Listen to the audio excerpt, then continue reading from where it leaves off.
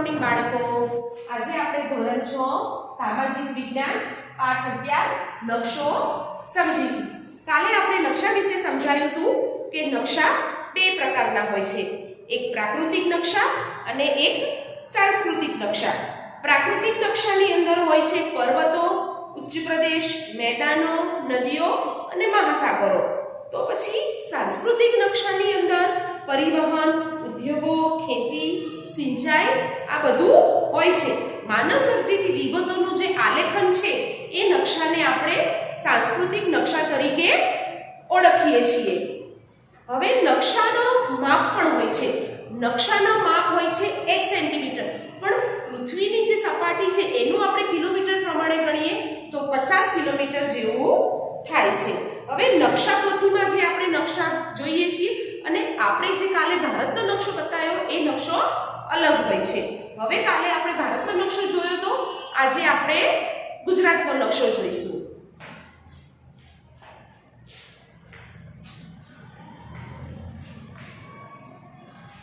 આ છે આપણો ગુજરાતનો નકશો. મેં તમને ક્લાસમાં બતાવેલું હતું કે ગુજરાતના નકશાની અંદર આપણા બધા જ જિલ્લાઓ, તાલુકાઓ અને ગામડાઓ હોય છે. આપણે ગુજરાતની અંદર કોઈ પણ સ્થળે જવું હોય તો આપણે આ નકશા દ્વારા એ જગ્યાએ પહોંચી શકીએ છીએ અને રસ્તામાં કયા કયા તાલુકા, જિલ્લા કે ગામડાઓ આવે છે એની બધી સમજણ આ નકશા દ્વારા આપણને માહિતી મળી શકે છે. હવે આ છે કચ્છનું રણ છે. હવે આ કચ્છનું રણ છે. પછી અહીંયા છે જામનગર છે, જૂનાગઢ, અમરેલી, પછી આ છે સોમનાથ, ધંધુકા, સુરેન્દ્રનગર, મહેસાણા, આ છે અમદાવાદ, પછી આ પંચમહાલ જિલ્લો છે, પછી આ વડોદરા, નર્મદા, તાપી, વલસાડ, નવસારી, આ દરેક જિલ્લાઓ આ આપણને નકશા દ્વારા ખબર પડે છે કે કયો જિલ્લો, કયો તાલુકો કોને અડે છે અને કયા ગામડાને થઈને જાય છે. આપણે પોરબંદર કે બેટ દ્વારકા જવું હોય તો રસ્તામાં કયા તાલુકા અને કયા ગામડા આવે છે એ આ નકશા દ્વારા આપણને ખબર પડે છે.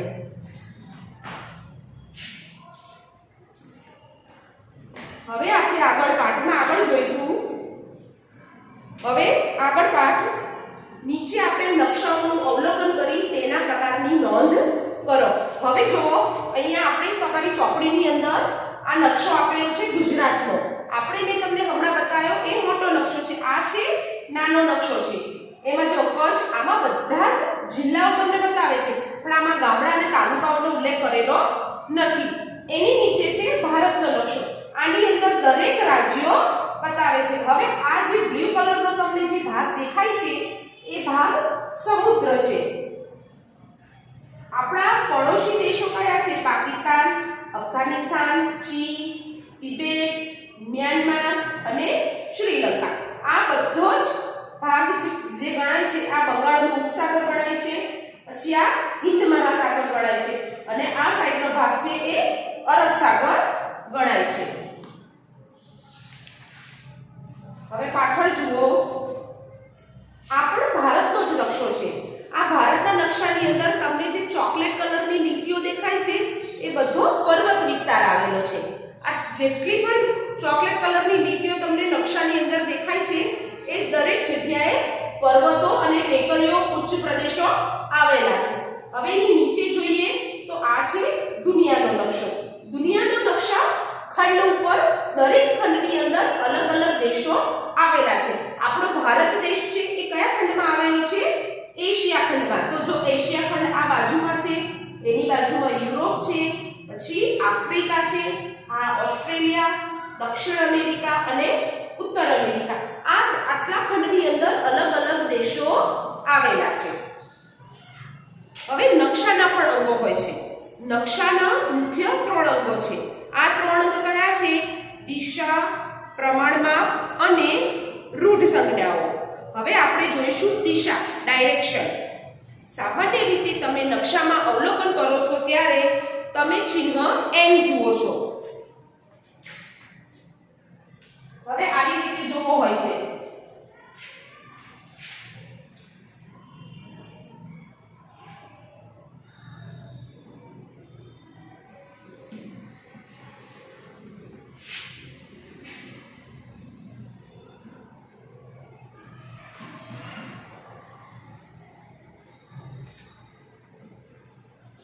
તમારા બુકની અંદર આપેલું છે આ ઉત્તર, દક્ષિણ, પૂર્વ, પશ્ચિમ. હવે ઉત્તર અને પશ્ચિમની વચ્ચે ઈશાન ખૂણો છે, પશ્ચિમ અને દક્ષિણ વચ્ચે અગ્નિ ખૂણો છે, પૂર્વ અને દક્ષિણ વચ્ચે નૈઋત્ય ખૂણો છે અને પૂર્વ અને ઉત્તરની વચ્ચે વાયવ્ય ખૂણો આવેલો છે. આ તીરનું નિશાન ઉત્તર દિશાનો સંકેત કરે છે. હવે આ જે તીર આપેલું છે એ ઉત્તર દિશાનો સંકેત કરે છે, એની સામે દક્ષિણ દિશા. જ્યારે તમે ઉત્તર દિશાનું જ્ઞાન હોય તો અન્ય બીજી દિશાઓ પણ નક્કી કરી શકો છો. જો આપણને ઉત્તર દિશા ક્યાં આવે છે તો બીજી દિશા આપણને ખબર હોય. તમે ઉગતા સૂર્ય સામે મુખ રાખીને ઊભા રહો તો તમારો ડાબો હાથ ઉત્તર દિશા બાજુ અને જમણો હાથ દક્ષિણ દિશા બાજુ આવશે.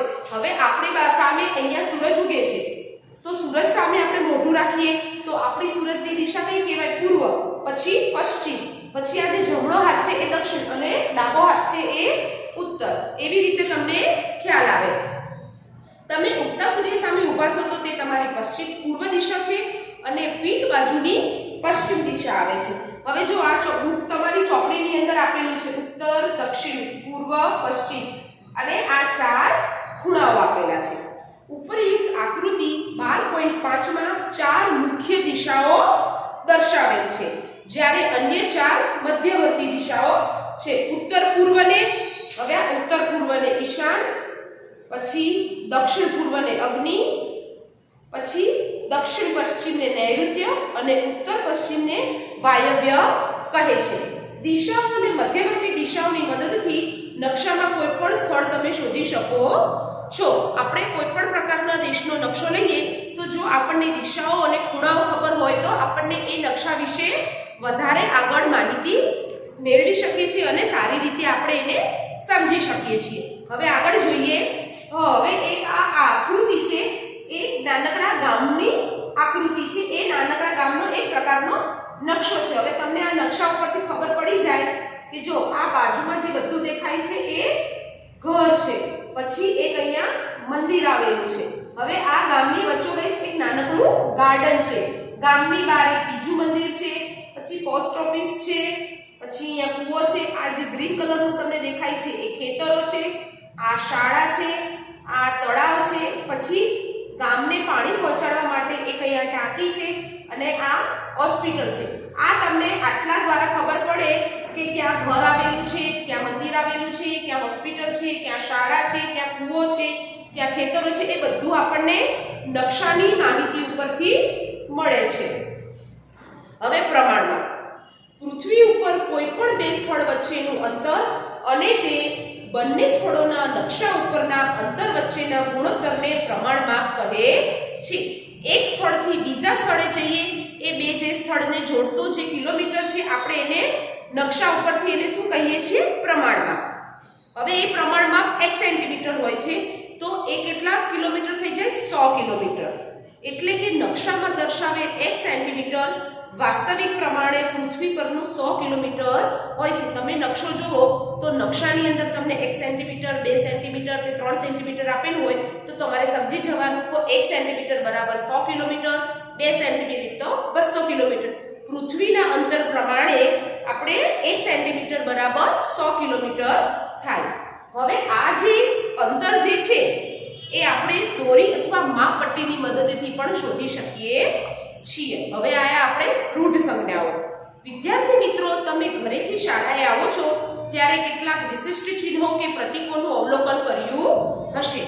નીચે આપેલ કોષ્ટકમાં તમે જોયેલા ચિહ્નો અને તેના વર્ગખંડની ચર્ચા કરો. હવે તમારા સ્કૂલેથી તમે ઘરેથી સ્કૂલે આવો, જો રસ્તામાં આ પ્રકારના તમને ચિહ્નો દેખાશે. હવે આ ચિહ્ન છે એ શું બતાવે છે? તમને શું સ્પષ્ટ કરે છે કે અહીંયા હોસ્પિટલ આવેલું છે. પછી આ ચિહ્ન છે એ શું ચિહ્ન બતાવે છે કે અહીંયા પેટ્રોલ પંપ છે. અને આ ચિહ્ન છે કે અહીંયા તમારે કોઈ પણ પ્રકારનો અવાજ કરવો કોઈ નહીં. અહીંયા અવાજ પ્રતિબંધિત વિસ્તાર છે. એ આ એનું ચિહ્ન છે. નકશામાં જુદી જુદી પ્રાકૃતિક અને સાંસ્કૃતિક વિગતો દર્શાવવા કેટલાક વિશિષ્ટ ચિહ્નોનો ઉપયોગ થાય છે. હવે દરેક નકશાની અંદર અલગ અલગ પ્રકારના ચિહ્નોનો ઉલ્લેખ થયેલો છે. તેને રૂઢ સંજ્ઞાઓ કહે છે. નકશામાં રૂઢ સંજ્ઞાઓ દર્શાવવા માટે નિશ્ચિત અક્ષરો, છાયા પ્રકાશ, અને રેખાઓનો ઉપયોગ કરવામાં આવે છે. હવે નકશાની અંદર તમે જુઓ તો જે વાદળી કલર બતાવે છે તમારે સમજવાનું કે એ દરિયો હોય છે. ગ્રીન કલરનો બતાવે છે કે ત્યાં તમારે હરિયાળી હશે. આ રૂઢ સંજ્ઞાઓની મદદથી પ્રાકૃતિક અને સાંસ્કૃતિક વિગતો સરળતાથી દર્શાવી શકાય છે. નકશાની રૂઢ સંજ્ઞાઓની ચિહ્નો સરળ અને સર્વમાન્ય ભાષા છે. આ ચિહ્નો સંદર્ભે આંતરરાષ્ટ્રીય સમજૂતી હોવાથી નકશાઓમાં રૂઢ સંજ્ઞાઓનો ઉપયોગ થાય છે. હવે આ જે ચિહ્નો છે એ આપણે એની સમજૂતી આગળ આપણે નીચેના કોષ્ટકમાં આપેલી છે. નીચે આપેલ કોષ્ટકમાં રૂઢ સંજ્ઞાઓનું અવલોકન કરો અને તમારા શિક્ષકની મદદથી સમજો. હવે આ જે રૂઢ સંજ્ઞાઓ છે એ તમારા નકશાની અંદર આપેલી હોય છે. હવે આનો મતલબ શું થાય એ આપણે અહીંયા બાજુમાં આપેલો છે. હવે પર્વત હોય તો તમારા નકશાની અંદર આ પ્રકારનું સંજ્ઞા એટલે આવું ચિત્ર જોવા મળે. ટેકરી તો આવું હોય, શિખર તો આવી રીતે પર્વત જેવો આકાર દોરેલો હોય. ઘાટ તો આ બે નદીઓના જે ઘાટ હોય, આ કિનારો અને આ કિનારો એ આ ઘાટ કહેવાય. નદી તો નદી આવી રીતે હોય. નદીઓનો સંગમ, બે નદીઓ ભેગી થતી હોય ત્યાં. હવે નદી પરનો બંધ, હવે નદી હોય અને એ નદીને એક સ્થળથી બીજા સ્થળે જવા માટે એની પર જે પુલ અથવા બંધ બાંધેલો હોય આ એનું ચિહ્ન છે. પછી પાકો માર્ગ એટલે આવું ચિહ્ન હોય તો તમારે સમજી જવાનું કે એ પાકે પાકો રસ્તો છે. પછી આ રેલ માર્ગ, તો રેલ માર્ગનો આવો રસ્તો હોય. દીવાદાંડી, આપણે દરિયાનો પૂરો થાય ત્યારે એક દરેક જગ્યાએ દીવાદાંડી હોય છે જે તમને બતાવે છે કે અહીંયાથી સમુદ્ર પૂરો થઈ જાય છે, એ સમુદ્રનો કાંઠો આવી જાય છે. એટલા માટે આપણે દીવાદાંડી રાખેલી હોય છે. હવે આ છે પોસ્ટ ઓફિસ, પછી સર્કિટ હાઉસ. નકશાની ઉત્તર દિશા, આવી રીતે તમારા નકશાની અંદર ચિહ્ન હોય અને ઉપર હું લખેલું તો તમારે સમજી જવાનું કે આ ઉત્તર દિશા, નીચે પૂર્વ, દક્ષિણ, આ બાજુ પૂર્વ અને આ બાજુ પશ્ચિમ. હવે આવું હોય તો જિલ્લાની સીમા, આ કહેવાય રાજ્યની સીમા. પછી છે આંતરરાષ્ટ્રીય સરહદ, એટલે બે દેશોને જે જોડે એ આવું ચિહ્ન હોય ત્યારે સમજી જવાનું કે આ જે સીમા છે, જે સરહદ છે એ બે દેશોને જોડે છે. પછી પ્રમાણમાપ છે, આ દેશની રાજધાની. પછી રાજ્યનું પાટનગર, આપણા ભારત દેશની રાજધાની કઈ છે? દિલ્હી. અને આપણું ગુજરાતનું પાટનગર કયું છે? ગાંધીનગર. પછી આ છે જિલ્લાનું મેઇન મથક. પછી આ એક શહેર બતાવે. પછી આ જે સંજ્ઞા હોય એને તમારે જંગલો સમજી જવાના, નાના નાના ઝાડ છે. પછી પોલીસ સ્ટેશન હોય અને પોસ્ટ ઓફિસ અને તાર ઓફિસ હોય છે. આપણે આગળ જોઈએ તો ચિહ્નો ઉપરાંત નકશામાં જુદા જુદા રંગ અને રંગ સ્તરથી વિભિન્ન પ્રાકૃતિક અને સાંસ્કૃતિક વિગતો દર્શાવી શકાય છે.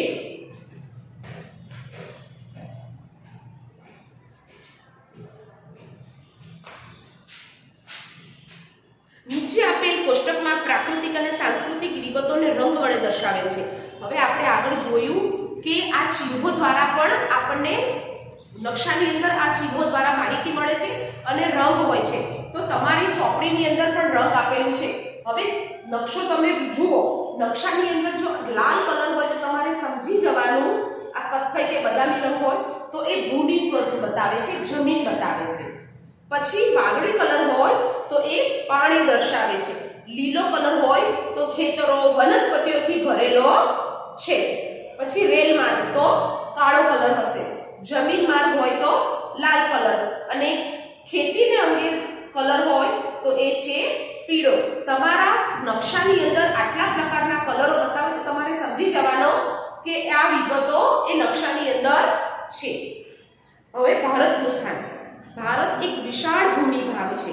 ભારત દેશ પૃથ્વી પર ઉત્તર પૂર્વ ગોળાર્ધમાં આવેલ છે. મેં તમને આગળ દુનિયાનો નકશો બતાવ્યો હતો, એની અંદર આપણે જોઈએ તો આપણો જે એશિયા ખંડ છે એની અંદર ભારત આવેલો છે. એ ઉત્તર અને પૂર્વની બે દિશાઓની વચ્ચે ખંડ આવેલો છે. ભારત એશિયા ખંડના દક્ષિણ ભાગમાં આવેલો છે. ભારતની ઉત્તરે હિમાલયની પર્વતમાળાઓ આવેલી છે, જ્યારે પૂર્વ દિશાએ બંગાળનો ઉપસાગર અને પશ્ચિમ દિશાએ અરબનો સાગર આવેલો છે. તો આપણી ચોપડીની અંદર જો આવી રીતે બતાવેલું છે, બાજુમાં જુઓ અહીંયા આપણે જો અહીંયા અરબ સાગર છે, અહીંયા બંગાળનો ઉપસાગર આવેલો છે. ભારતનો મુખ્ય ભૂમિખંડનો વિસ્તાર 8.4 થી 37.6 ઉત્તર અક્ષાંશ અને 68.60 થી 97.25 પૂર્વ રેખાંશ વૃત્ત વચ્ચે આવેલો છે. હવે જો તમને આ જે રેખાંશ વૃત્ત કે અક્ષાંશ અને રેખાંશ વૃત્ત, તો જો આ તમારા નકશાની અંદર બધું આપેલું છે. એક પ્રકારનું પ્રમાણ માપ છે. જો અહીંયા 36, 32, 28, 24, 20, 16 આ બધું પ્રમાણમાં આપેલું છે. એ એટલા અક્ષાંશ અને રેખાંશ વૃત્તની વચ્ચે આવેલું છે. ભારતના લગભગ મધ્યમાંથી કર્કવૃત્ત પ્રસાર થાય છે. હવે આપણે આ ભારતનો જે મધ્ય ભાગ છે એમાંથી કર્કવૃત્ત પસાર થાય છે. વર્તમાન સમયમાં ભારતને વહીવટી સરળતા માટે 29 રાજ્યો, 6 કેન્દ્રશાસિત પ્રદેશ અને એક રાષ્ટ્રીય રાજધાની પ્રદેશમાં વહેંચવામાં આવેલ છે. આપણા ભારત દેશની અંદર 29 રાજ્યો આવેલા છે, 6 કેન્દ્રશાસિત પ્રદેશ અને એક રાષ્ટ્રીય રાજધાની, એવી રીતે અલગ અલગ ભાગમાં વહેંચવામાં આવેલા છે. હવે આ છે રાજ્યો અને કેન્દ્રશાસિત પ્રદેશને દર્શાવતો આ આપણા ભારતનો નકશો. આપણે આગળ પણ જોઈ લીધું છે. શ્રીનગર, જમ્મુ કાશ્મીર, હિમાચલ પ્રદેશ, નેપાળ આપણો પડોશી દેશ છે. ભૂતાન, અરુણાચલ પ્રદેશ, અસમ, મેઘાલય, બાંગ્લાદેશ, બિહાર, ઝારખંડ, છત્તીસગઢ આ બધા જ આપણા રાજ્યો આવેલા છે. તમને આટલે સુધી ખબર પડી ગઈ છે ને? હવે આપણે આગળ જોઈશું. અહીંયાથી તમારો પાઠ પૂરો થાય છે.